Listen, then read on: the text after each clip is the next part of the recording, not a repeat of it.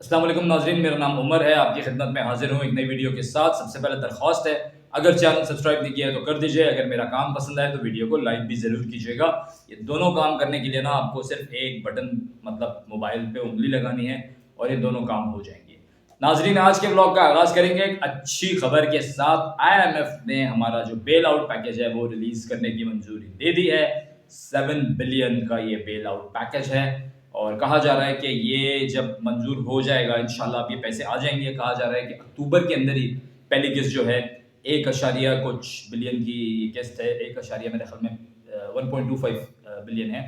तो ये किस्त जब रिलीज हो जाएगी तो मईशत पर इसके तगड़े असर आपको नजर आएंगे। अब वो क्या असर हो सकते हैं जरा अभी उसके ऊपर भी बात कर लेते हैं। इसके साथ साथ एक और खबर भी शेयर कर दूं कि इमरान खान साहब ने कहा है कि वो पूरी तरीके से सपोर्ट करेंगे मंसूर शाह साहब को कि वो बने अगले चीफ जस्टिस। और काजी फैज़ी साहब का जो टेन्योर है वो एंड पर आ रहा है, तो वो अमेंडमेंट अगर नहीं हो पाती कॉन्स्टिट्यूशनल तो शायद तो हाई चांसेस हैं कि यही होगा कि अगले जो सीजे हैं वो मंसूर शाह साहब होंगे।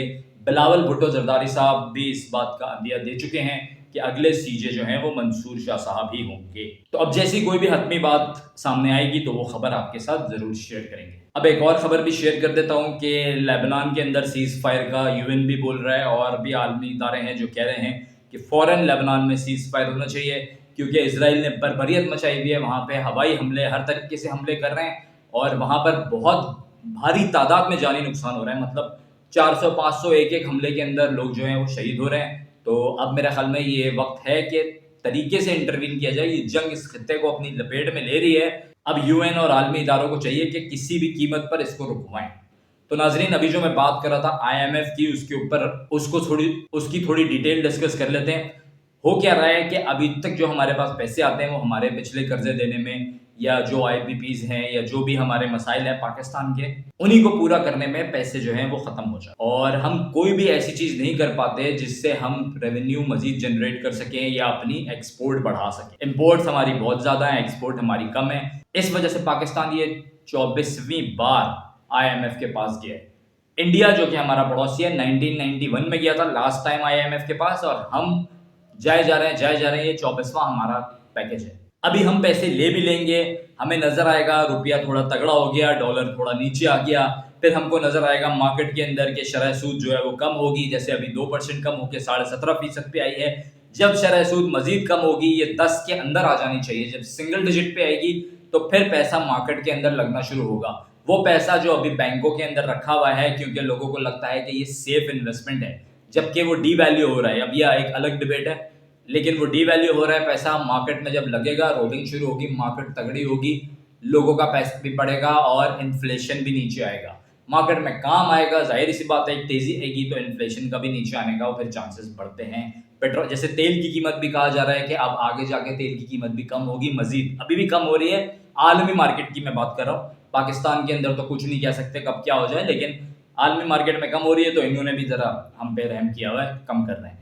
अच्छा, तो अब अगर ये पैसा आता है, अगर क्या अब तो आई है, ठीक है, ये पैसा आता है तो इसके बाद हमको अगर अपनी पॉलिसीज हमने सही नहीं करी और हम वही पुरानी रविश पर चलते रहे कि हमने आया और अपनी शाही खर्चे जो भी हमारे हैं, हमको वो खर्चे भी कम करने पड़ेंगे, काबीना के खर्चे भी कम करने पड़ेंगे, हुक्मरानों के खर्चे भी कम करने पड़ेंगे। अगर हम उसी रविश पर चलते रहे और वो पैसा उसी तरीके से चला गया किस्तें देने में या आपके या शाही खर्चे पूरे करने में, तो फिर आप ये समझ लें कि इस पैकेज की भी कोई वैल्यू नहीं होगी। अब हमारे वजीर आजम साहब शहबाज शरीफ साहब जो हैं होपफुल है, मईशत को लेके भी काफ़ी गामजन है, काफ़ी ज़्यादा वो भागदौड़ भी कर रहे हैं और इस पूरे पैकेज को सिक्योर करने के लिए भी उन्होंने काफ़ी भागदौड़ की है। उनके साथ साथ इसका क्रेडिट जो है हमारे फाइनेंस मिनिस्टर मोहम्मद औरंगजेब साहब को भी जाता है। तो उन्होंने ये बात भी बोली है शहबाज शरीफ साहब ने कि ये लास्ट IMF पैकेज होगा, लेकिन मैं अभी तक इसके ऊपर तो कोई राय नहीं दे सकता। ज़ाहिर है पैसा आने के बाद जो पॉलिसीज बनती हैं इट डिपेंड्स ऑन दैट, ठीक है, लेकिन अभी के लिहाज से शायद ऐसा ना भी हो। बट स्टिल अगर हमारी मईशत तरक्की करती है और पाकिस्तान बेहतरी की तरफ जाता है, जो कि अभी बहुत ज़रूरत है, सबसे ज़्यादा ज़रूरत है पाकिस्तान को मुआशी तरक्की की। बाकी तरक्कियाँ सारी होना शुरू हो जाएंगी एक दफ़ा जब आपकी जेब में पैसा आना शुरू हो जाता है ना, या आप तगड़े होना शुरू हो जाते हैं, आपकी दुनिया में इज्जत बनना शुरू हो जाती है, तो फिर बहुत सारी प्रॉब्लम्स हैं जो कि खुद ब खुद सॉल्व होने लगती हैं, और जो नहीं सॉल्व हो रही होती हैं आपके अंदर इतनी कैपेबिलिटी होती है कि आप उनको सॉल्व कर लेंगे, या इतनी कैपेबिलिटी आ जाती है कि आप उनको सॉल्व कर सकें। तो अभी तो हमारी मईशत ही ऐसी डगर के ऊपर खड़ी हुई है कि हमें खुद ताकत के इंजेक्शन की ज़रूरत है ताकि हम खड़े हो सकें, और ये अब ताकत का इंजेक्शन ही है। तो अब ये पैसे फंड रिलीज हो, इसके बाद देखते हैं कि क्या हुकूमत इस बार कितनी सीरियस होती है।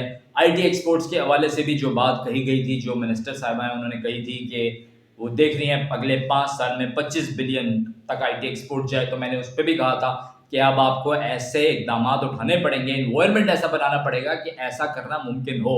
अब सिर्फ ज़बानी बातें, जमा खर्च का टाइम नहीं है। अगर हम अभी भी सिर्फ ज़बानी बातें करते रहे तो अब पाकिस्तान इसके बाद, खुदा ना खास्ता, इसके बाद जो है ना वो रास्ता हमारे लिए बहुत ही कठिन है। अच्छा, अभी भी ये बताया जा रहा है कि ये कड़ी शर्तें जो थी IMF की वो पूरी कर दी गई थी।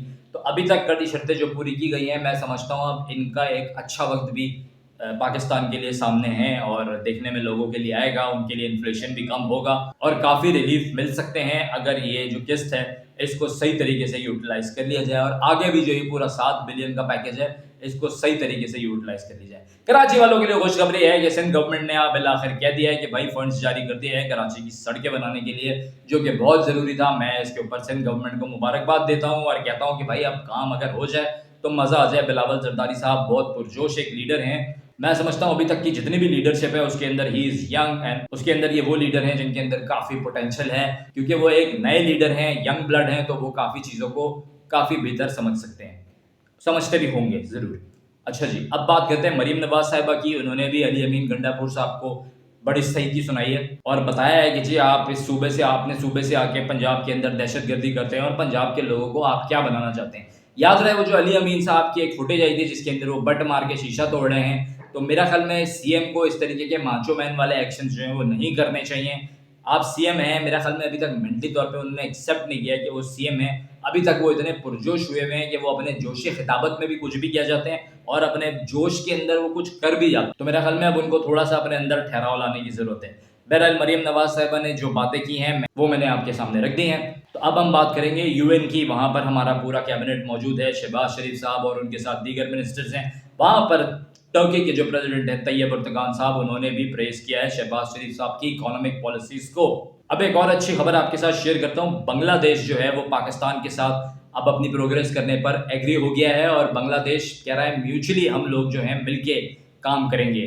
कायदे आज़म मोहम्मद अली जिन्ना साहब की तस्वीर भी वहाँ लगी थी जो कि बड़ा खुशाइन अमल था और काफ़ी बांग्लादेश के लोगों ने कहा था कि पाकिस्तान के साथ हमको अपने अच्छे रिलेशंस रखने चाहिए। अब एक एडीबी के हवाले से भी खबर शेयर कर देता हूँ। एशियन डेवलपमेंट बैंक जो कह रहा है कि पाकिस्तान तरक्की की राह पर गामजन है और 2.8 जीडीपी जो है हमारा वो बढ़ सकता है 2025 में IMF के रिफॉर्म्स के बाद। अच्छा नाजरीन, अगर अभी तक आपने अपने टैक्सेस नहीं फाइल किए तो कर लीजिए। 30 सितंबर लास्ट डेट है।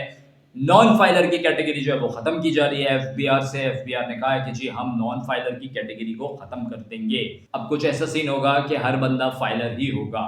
18 साल के जब होंगे शनाख्ती कार्ड के ऊपर अब वो ये चीज़ आती है या उसकी क्या वो पॉलिसी को लेके चलते हैं। जब कुछ डिटेल्स आएंगे ऑथेंटिक तो वो आपके साथ शेयर करेंगे।